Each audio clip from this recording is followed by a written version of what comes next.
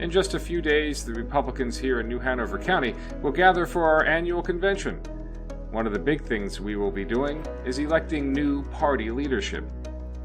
Now, the State and County Plans of Organization, or POO, state that there are 5 officers who serve 2-year terms and are elected at the odd-year conventions. Those officers are County Chair, First Vice Chair, Second Vice Chair, Secretary, and Treasurer.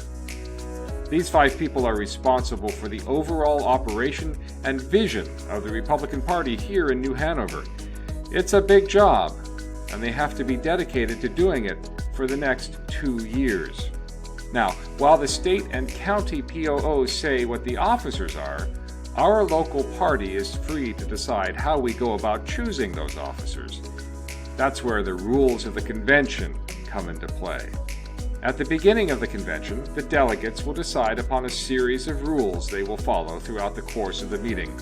These rules are published on the website and will be brought before everyone for a vote.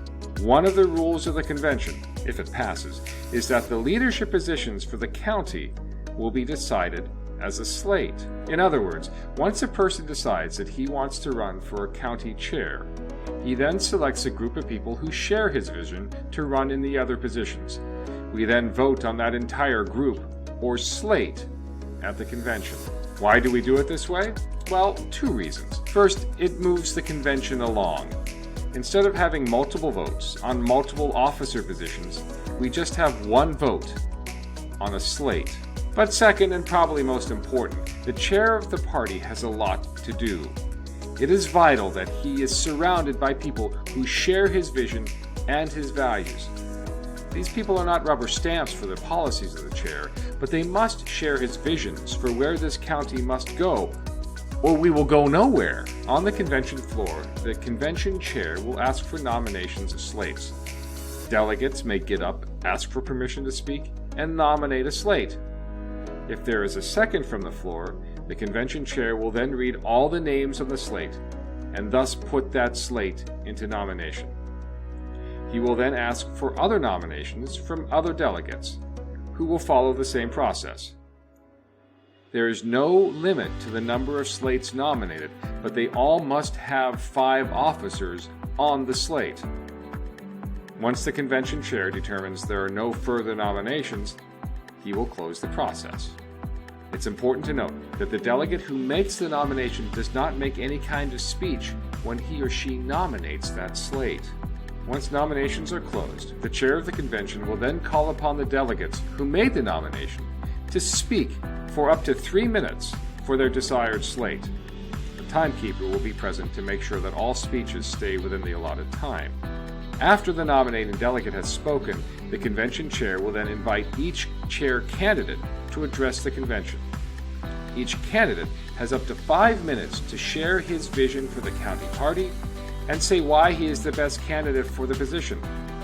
Again, a timekeeper will make sure equal time is given to all candidates. Once speeches are done, the convention chair will call for the vote. Just like we do on election day, each precinct will be called forward to one of 3 tables.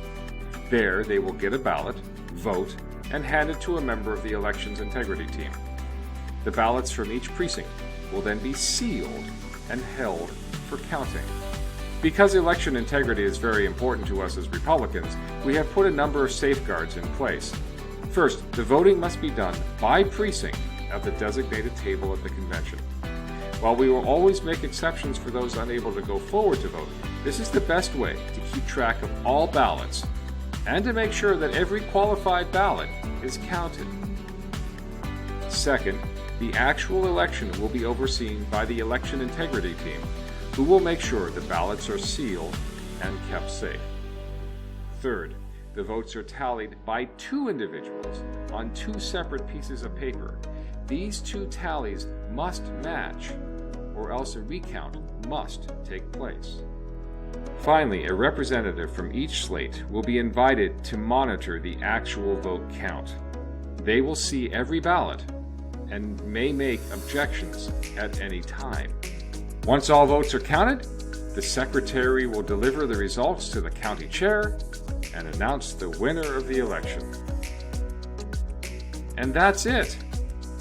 Let us know if you have any questions about how we will elect our new leadership. Don't forget to check out everything on our website, and don't forget to register. We'll see you on March 21st.